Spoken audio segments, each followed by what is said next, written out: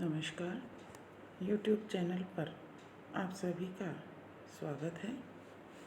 आज हम देव के कवि देव जो हैं उनके जीवन सार सुधा के पदों का अध्ययन करेंगे, जिसमें कवि ने विरहिणी नायिका का चित्रण किया है और साथ ही साथ जो वियोग श्रृंगार है उस वियोग श्रृंगार का बड़ा ही मार्मिक चित्रण किया है। कवि कहते हैं कि बरुनी बगंबर में गुदरी पलक दो, कोए राते बसत भगोहें भेष रखिया। बूढ़ी जल ही में दिन जामिनी हूँ जागे भोएं, धूम सिर छायो बिरहानल बिलखियाँ। कवि जो है वह विरहिणी नायिका का चित्रण करते हुए कहते हैं कि विरहिणी नायिका के जो नेत्र हैं उन नेत्रों की तुलना उन्होंने योगिनी से की है। और वर्णन करते हुए कवि कहते हैं कि जिस प्रकार बगंबर यानी बाघ के चर्म से चमड़ी से बना वस्त्र, कहते हैं कि वियोगिनी नायिका जो है कि उसके जो नेत्र हैं पलक दो यानी दोनों जो नेत्र हैं वह नेत्र योगिनी के जैसे हैं, क्योंकि उसकी जो बरौनियाँ हैं, बरुनी यानी बरौनियाँ, कि उसकी जो बरौनियाँ हैं वह बागंबर जैसी और उसकी दोनों पलकें जो हैं वह गुदड़ी जैसी हैं। आगे कहते हैं कि उसकी जो नेत्र हैं उन नेत्रों के कोए यानी नेत्रों के कोने, कि उसकी नेत्रों के आँखों के जो कोने हैं वह लाल लाल अर्थात भगवा वस्त्र के जैसे हैं।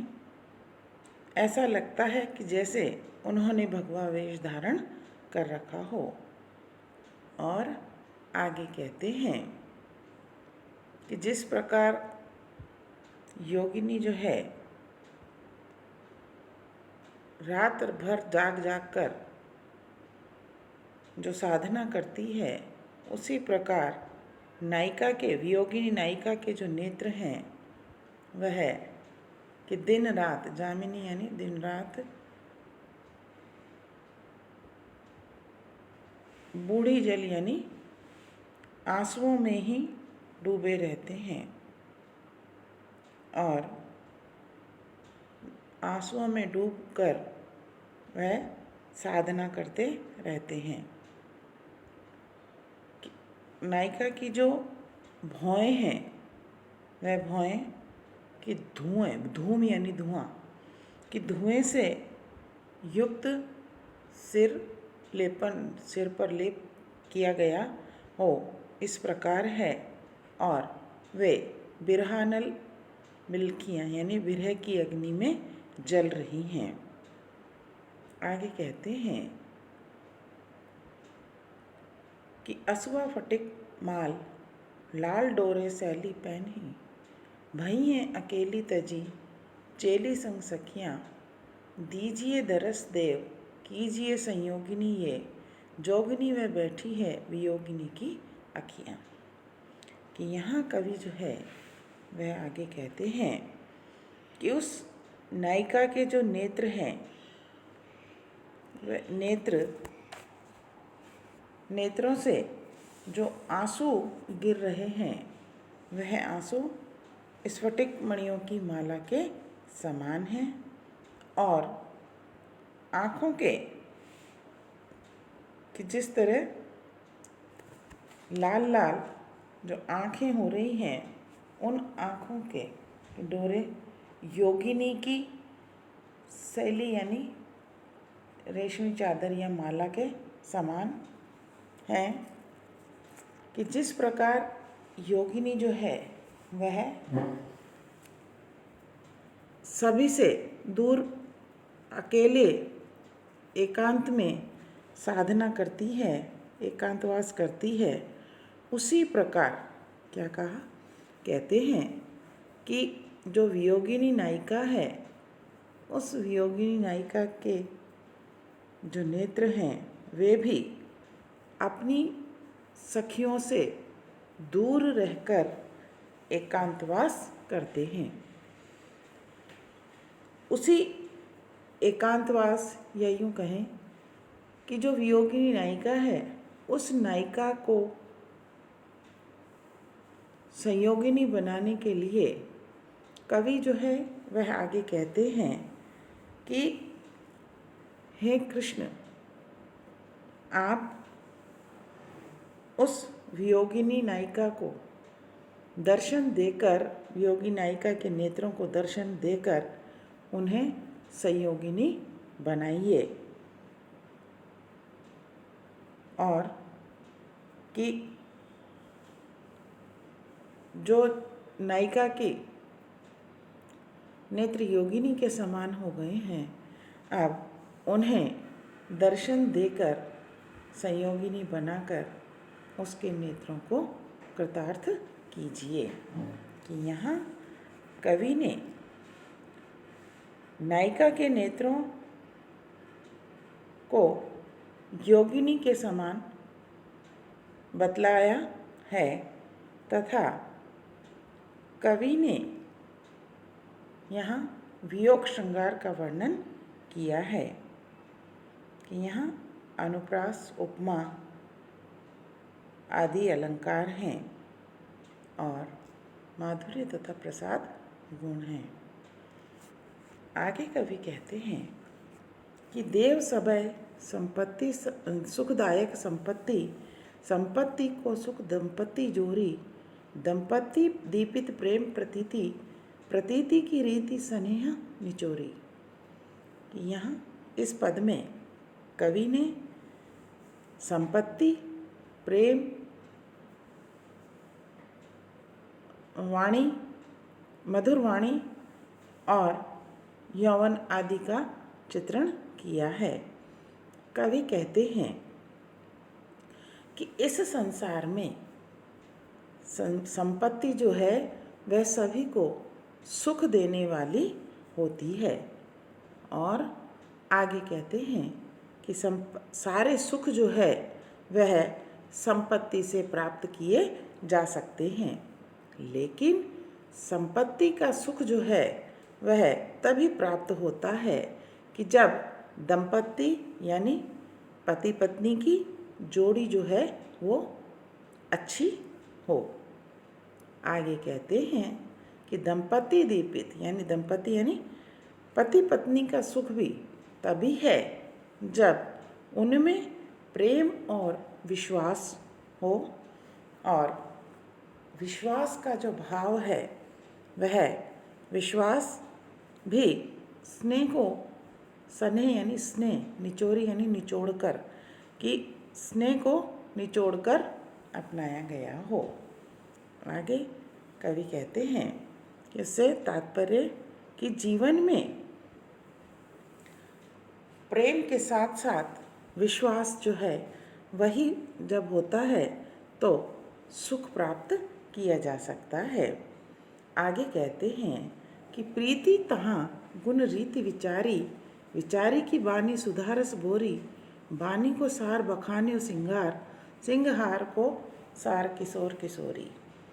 आगे कवि कहते हैं कि दंपति का स्नेह जो है वहीं सुखकारी होता है जहाँ परस्पर गुणों का विचार किया जाता है,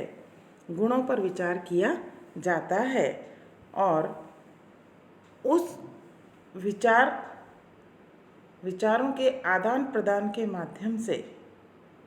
मधुर वाणी का प्रयोग होता है तो वह मधुर वाणी जो है वह मधुर वाणी जो अमृत के समान लगे उस वाणी को सार श्रृंगार बताया गया है, श्रृंगार विलास बताया गया है कि वाणी को सार यानी उस मधुर वाणी का सार जो है श्रृंगार को बताया गया है। और श्रृंगार का विलास, श्रृंगार का जो सार है वह किशोर और किशोरी है। कहने का तात्पर्य कि जो नवयुवक या यूँ कहें नवीन जो यौवन से परिपूर्ण जो नायक नायिका है, उन नायक नायिका का श्रृंगार विलास जो है वह अत्यंत ही आकर्षक और सुखकारी लगता है कि यहाँ यौवन ही, नव यौवन ही कवि ने श्रृंगार विलास का सार तत्व बतलाया है कि इस प्रकार कवि ने कि नायक नायिका के श्रृंगार विलास का वर्णन किया है और अनुप्रास, यमक, उपमा आदि अलंकार हैं। आगे कहते हैं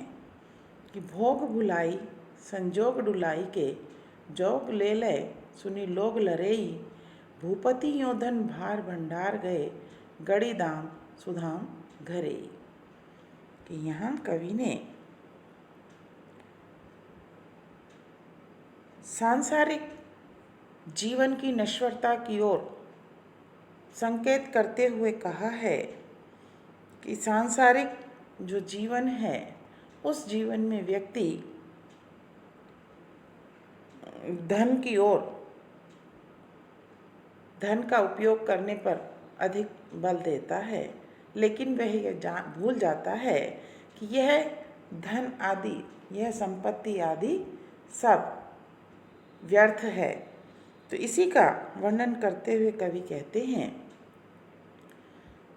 कि इस संसार में जो लोग हैं वह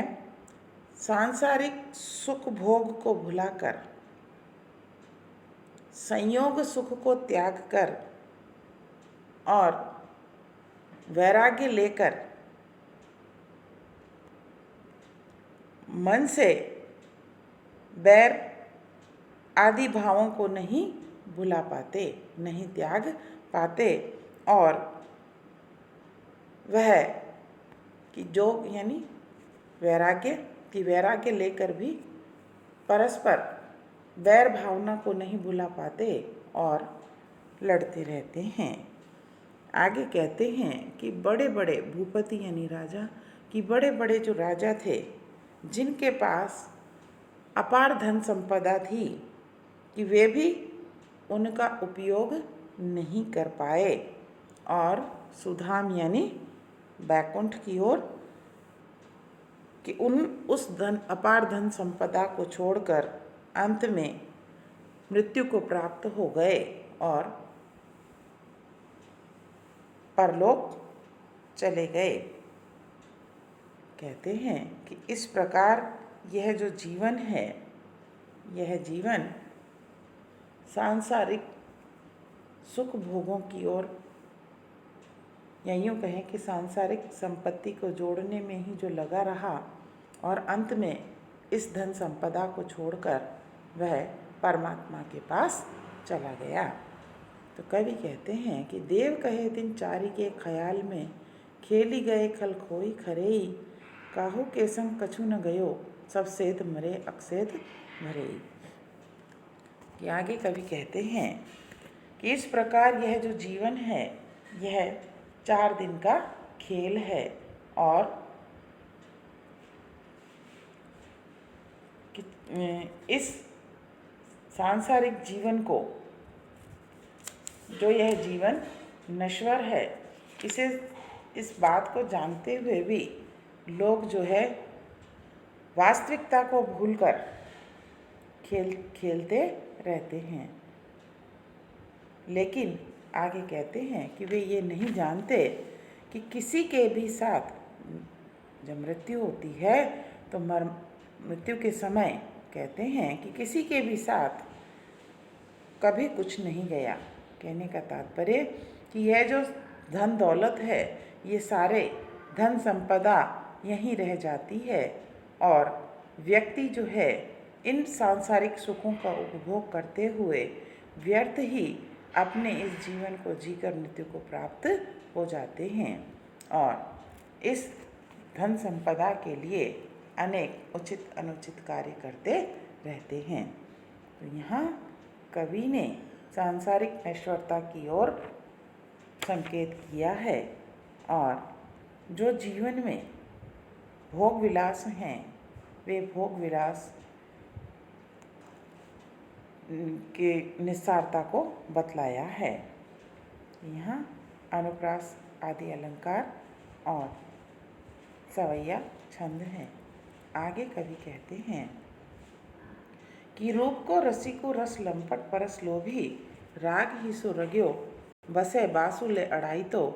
मार्यो नहीं जातू बिनु मारे न डेरातू घरी काम करे खोटे छोटे बड़े सो बढ़ाई तो। कि यहाँ कवि जो है वह अपने मन के विषय में बतलाते हुए कहते हैं कि मन जो है उस मन पर यदि हमारा अपना नियंत्रण होगा, अंकुश होगा, तो यह मन जो है यह इधर उधर नहीं भागेगा, क्योंकि मन को चंचल बताया गया है। तो कह रहे हैं कि जितने भी जो बुरे कर्म हैं वह इस मन के द्वारा ही करवाए जाते हैं, तो इस पर नियंत्रण रखना अत्यंत आवश्यक है। कवि कहते हैं कि मेरा मन जो है वह सांसारिक रूप रस का और प्रेम आसक्ति आदि का लोभी है, कि यह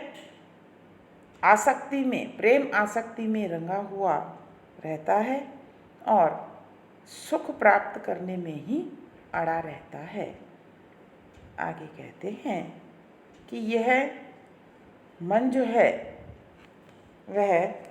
इंद्रियों की आसक्ति के कारण वश में नहीं रहता, कि मन सदैव इंद्रियों की आसक्ति पर ही